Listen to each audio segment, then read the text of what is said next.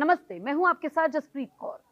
सोने चांदी की कीमतों में आज 13 अगस्त को भारी गिरावट देखी जा रही है। सोने का भाव 521 रुपए प्रति 10 ग्राम फिसलकर 1,54,361 रुपए पर कारोबार कर रहा है।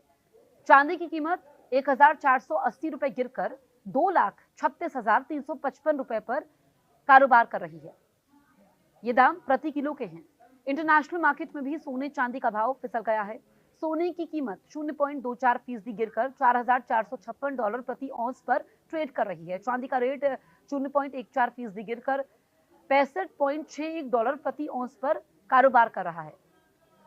अब देखिए, सराफा बाजार की बात करें तो आज दिल्ली में 24 कैरेट सोने का भाव 15,528 रुपए प्रति ग्राम है। 22 कैरेट की रेट की बात करें 14,235 रुपए है। 18 कैरेट 11,650 रुपए प्रति ग्राम है।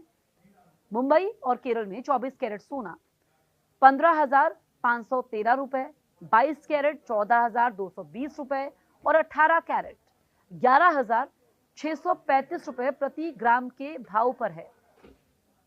लखनऊ की अगर हम बात करते हैं तो 24 कैरेट सोने का भाव 15,528 रुपए, 22 कैरेट का भाव 14,235 रुपए और 18 कैरेट के रेट 11,650 रुपए प्रति ग्राम है। दिल्ली और मुंबई में चांदी के भाव की अगर हम बात करें तो 255 रुपए प्रति ग्राम यानी 2,55,000 प्रति किलो है। वहीं चेन्नई में चांदी की कीमत 260 रुपए प्रति ग्राम यानी 2,60,000 रुपए प्रति किलो है।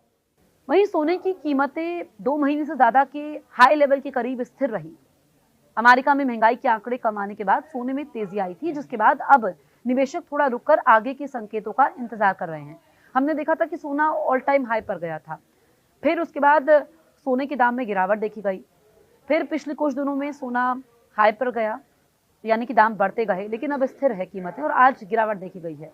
अब बाजार की नजर अमेरिका के आने वाले प्रोड्यूसर प्राइस इंडेक्स यानी कि पीपीआई के आंकड़ों पर है।